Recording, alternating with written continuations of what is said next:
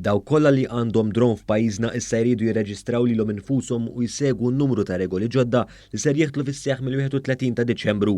Dan wara li tlieta filgħodu tħabbar qafas regolatorju ġdid għal din l-industrija emerġenti.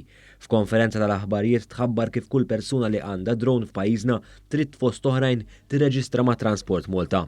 Dan permezz ta' sistema online effiċjenti li ser tkun disponibbli għal pubbliku mill-lum stess. F'din ir-reġistrazzjoni dawk li għandhom drone ser ikunu wkoll qed jikklassifikaw id-drone tagħhom u l-użu tiegħu fi 3 kategoriji differenti. Il-kategoriji huma l-kategorija miftuħa, il-kategorija speċifika u l-kategorija ċertifikata. Dwar dawn it-3 kategoriji tkellimna ma' Analiza Abdilla li hija speċjalista dwar l-avjazzjoni fih dan Transport Malta. Kelmitna l-ewwel net dwar il-kategorija miftuħa. Id-drones jistgħu jiżnu maximum ta' 25 kilos f'din il-kategorija u hija maqsuma wkoll f'sub-categories differenti skont kemm tista' ttir viċin tan-nies. F'din il-kategorija tiddejjem iżomm id-drone tiegħek within visual line of sight.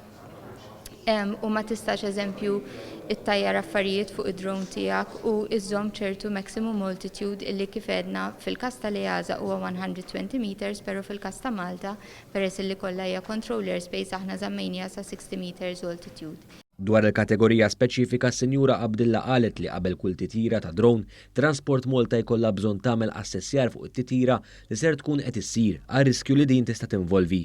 Fl-ola kategorija dik ċertifikata, Abdilla spjegat kif hija simili għal titjir ta' ajruplani u sidin ta' drones ta' dawn it-tipi kollhom bżonn ċertifikat li huwa simili għal dak ta' pilota ta' ajruplan filwaqt li d-drone ukoll irid ikun ċertifikat. Għandna law enforcement officers li ħajkunu qegħdin jaraw u jagħmlu checks li kulħadd qiegħed jopera skont ir-regola u min jikser ir-regola hemm ukoll penali li huma definiti fl-ANO ta' Malta.